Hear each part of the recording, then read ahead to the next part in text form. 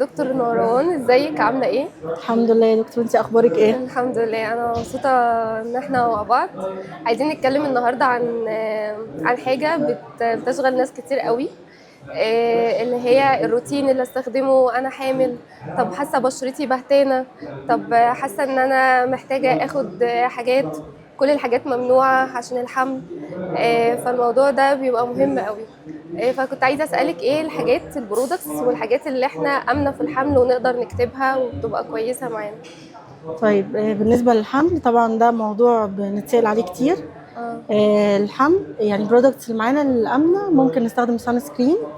الغسول مفيش منه مشكله، بس لو ما فيهوش ساليسيليك اسيد. مم. اي كريمات تفتيح ممنوعه طبعا في الحمل، فيها الفا اربيوتين. اي حاجه بتعمل ولو تقشير خفيف ايوه بالظبط. ممنوعه طبعا. مم. بالنسبه للجلسات احنا معانا يعني اكتر حاجه سيف الفراكشنال ليزر. اه. الديرمابين ممكن تبقى سيف، بس يعني انواع معينه من الميزو، مش كل الانواع. اه بالظبط. تمام. المرطبات مفيش منها اي مشكله برضو. اه، وطبعا يا دكتور المالتي فيتامينز والحاجات دي بتساعد ان يحصل نضارة اكتر للبشرة عشان طبعا الحاجات اللي اكيد. هما بيفقدوها في الحمل والتعب والحاجات دي. لا لا اكيد، فوليك اسيد طبعا من الشهور الاولانيه. اه. الحديد طبعا هيبقى كويس معانا خالص. مم. بالنسبه للهير فول هيعالج برضو مشاكل تاني. مم.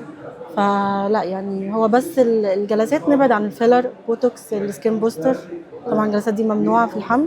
مم. ممكن تستنى بعد الولاده ونشوف يعني.